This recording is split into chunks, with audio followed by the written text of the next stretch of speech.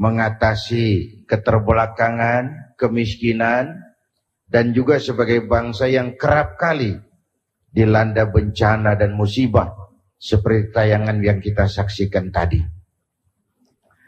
Bapak Ibu hadirin, tujuan hidup seorang muslim itu dua. Tujuan jangka pendek namanya fid dunya hasanah. Tujuan jangka panjang namanya wa fil akhirati hasanah. Untuk mencapai tujuan itu kita harus punya alat. Kita mau ke loteng, harus punya tangga. Alat yang bisa menyampaikan kita ke loteng itu. Adanya alat itu jadi wajib, karena wajibnya kita sampai ke loteng. Kalau tujuan kita mau mencapai fid dunya hasanah, wa fil akhirati hasanah, kita harus punya alat untuk mencapai itu. Apa alatnya? At-Taubah 111 menjawab, ada dua alatnya. Pertama amwal, yang kedua anfus. Amwal, anfus. Anfus itu kekayaan yang ada dalam kepribadian. Jabatan, wewenang, konsep, pemikiran, skill, keahlian, kemampuan. Itu anfus namanya. Amwal adalah bentuk-bentuk materi yang kita kuasai. Tanah, kebun, pabrik, peternakan, dan sebagainya. Semua bentuk materi yang kita kuasai itu disebut amwal, harta benda. Baik harta maupun diri, alat untuk mencapai tujuan. Karena dia alat, maka dia harus diperalat. Dia bukan tujuan. Kalau alat dijadikan tujuan, maka kita akan kehilangan tujuan yang sebenarnya. Jadi harta, diri kita cari, kita upayakan dengan berbagai cara yang halal, tapi setelah dapat, dia cuma sekedar alat. Untuk apa? Jangka pendek mencapai fid dunya hasanah, dan jangka panjangnya mencapai wa fil akhirati hasanah. Nah, oleh karena itu, di dalam Islam, hak milik pribadi tetap diakui. Tapi harus berfungsi sosial. Kalau kita lihat dalam Al-Quran, kata-kata zakat itu sebanyak 32 kali dimuat. Maka malah kalau dikaitkan dengan infak, sedekah, memberi makan fakir miskin, tidak kurang di 115 tempat dalam Al-Quran itu. 115 ayat. Bandingkan, sholat sekitar 65 ayat. Puasa sekitar 13 tempat, 13 ayat. Haji sekitar 10 kali saja dalam Al-Quran dimuat itu.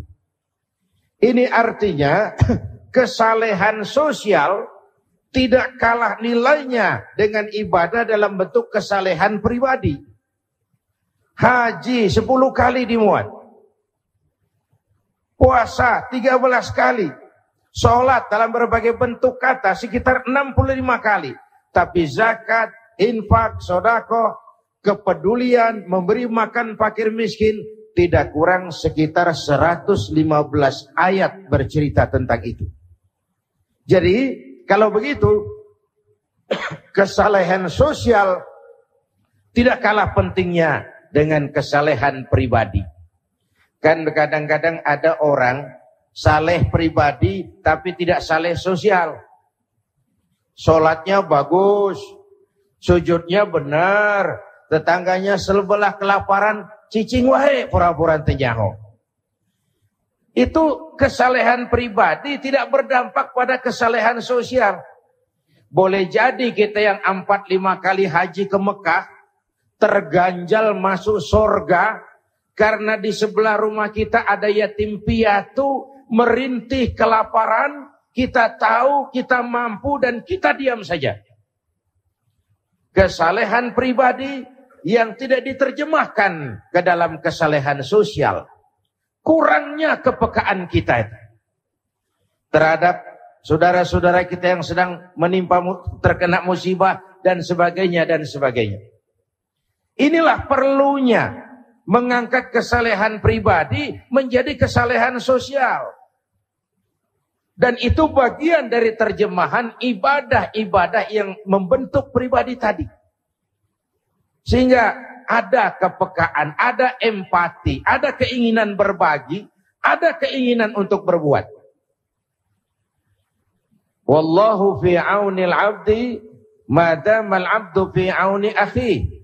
Allah akan selalu menolong seorang hamba selama hamba itu masih mau menolong saudaranya. Mari kita lihat apa perlunya zakat dalam hidup kita ini. Pertama, zakat include infak dan sedekah, walaupun secara teknis agak berbeda, nanti kita bicarakan. Pertama, itu zakat itu kan membersihkan harta kita sendiri. Membersihkan dalam bentuk yang bagaimana? Pertama, boleh jadi dalam harta yang kita miliki, dalam usaha kita mencapainya, ada cara-cara tercampur, cara-cara yang kurang elegan. Ada barang-barang syubhat masuk, ada barang-barang sedikit haram masuk, bercampur, dibersihkan dengan zakat. Zakku amwalakum biz zakat, bersihkan hartamu dengan zakat. Lalu pola yang kedua, di dalam harta yang kita miliki itu kan ada hak yatim, ada hak fukara, ada hak masakin. Sepanjang kita belum keluarkan, artinya di dalam harta kita ada hak orang lain. Kalau itu kita gunakan, haram hukumnya, hak orang lain sudah. Ini yang kita bersihkan dengan zakat, supaya hak-hak orang lain itu menjadi tidak ada lagi di dalam harta kita. Bukan wajib ya. Kenapa kita perlu mengeluarkan zakat? Pertama tadi, untuk membersihkan harta kita sendiri. Yang kedua, untuk menyelamatkan orang-orang kaya dari penyakit pelit dan serakah. Dari penyakit pelit dan serakah. Karena iblis datang ke tiap orang itu strateginya beda. Iblis itu ahli strategi. Datang kepada tiap orang dengan strategi yang tidak sama. Dengan apa iblis menggoda penguasa? Dengan penyakit zalim. Dengan apa iblis menggoda ulama? Dengan penyakit hasud, dengki, iri hati. Dengan apa iblis menggoda para pejabat? Dengan kezaliman dan kecurangan. Dengan apa iblis menggoda orang kaya? Dengan sifat kikir, bin pelit, alias medit, bin koret, bin buntut gasiran. Itu mbahnya pelit. Dosanya kita minta susah. Itu mbahnya pelit namanya. Menyelamatkan orang kaya dari sifat kikir dan pelit. Ada orang itu yang hobinya dalam Quran dijelaskan jama'a malan wa addadah. Orang yang hobinya cuma ngumpulin, ngitung, ngumpulin, ngitung, ngumpulin, ngitung, ngumpulin, ngitung. Dia nggak bisa memanfaatkan hartanya. Itu orang yang kaya harta tapi miskin hati. Banyak loh sekarang ini. Orang yang kaya harta tapi miskin hati. Dia nggak tahu hartanya mau buat apa. Hidupnya cuma jama'a malan wa addadah. Yahsabu anna malahu akhladah. Ngumpulin, ngitung, ngitung, ngumpulin, ngumpulin, ngitung.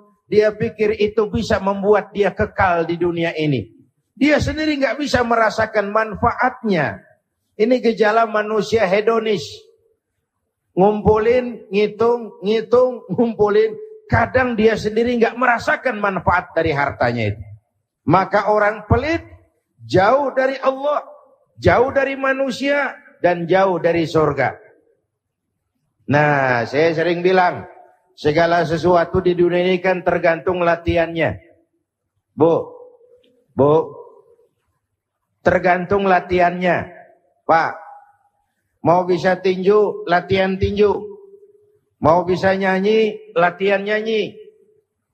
Mau jadi orang kaya, sering-sering latihan kaya. Latihan Mana kaya. caranya Pak Kiai? Loh, orang latihan tinju bisa tinju. Latihan nyanyi bisa nyanyi. Latihan kaya, paling kurang ada harapan jadi kaya. Paling kurang tuh. Apa latihan kaya itu? Latihan memberi. Memberikan gak harus selalu besar. Memberi itu kan yang penting ikhlasnya. Walaupun besarnya sih nomor 1. Daripada kecil nggak ikhlas kan mending gede tapi ikhlas. Tapi kan tidak bergantung jumlahnya. Latihan memberi. Ada kelebihan dapur sedikit, mampirin di masjid, mampirin di anak yatim, 1.000, 2.000. Latihan memberi itu latihan kaya loh. Itu ada harapan jadi juara kaya. Tapi kalau latihan miskin, awas, hati-hati, jadi juara miskin nanti. Wong latihannya latihan miskin. Apa latihan miskin itu? Minta. Punya, minta. Itu latihan miskin. Kalau dikasih itu lain. Tapi ini punya, minta. Itu latihan miskin, Pak. Saya mau punya rokok nih, sebungkus. Begitu teman saya datang, rokok saya bukan keluar, makin masuk. Blok. Sahabat teman saya bilang, bagi gua rokok lu dong, sebatang. Punya, masih minta. Nah, itu latihan miskin namanya. Itu nanti ada harapan jadi juara miskin. Ini kan latihan memberi. Zakat menyelamatkan orang kaya dari penyakit pelit. Dan pelit itu bendera iblis yang ditancapkan di hatinya orang kaya. Oh, kalau ngasih orang perasaannya gede aja. Tapi kalau dapat perasaannya kecil aja. 1.000 rupiah buat masjid, gede. 1 juta orang kasih, dikit. Itu perasaan yang ditanamkan. Lalu, apalagi?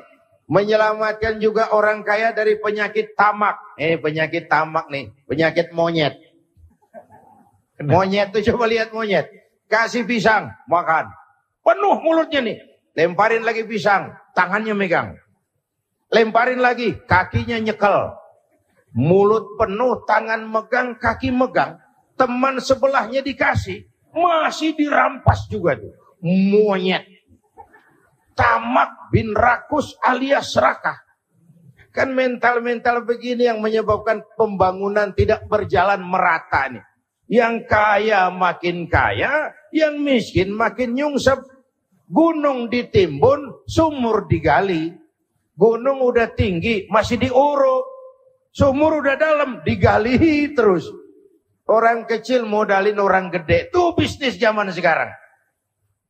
Bapak Ibu hadirin yang saya hormati, Rasulullah ingatkan penyakit itu.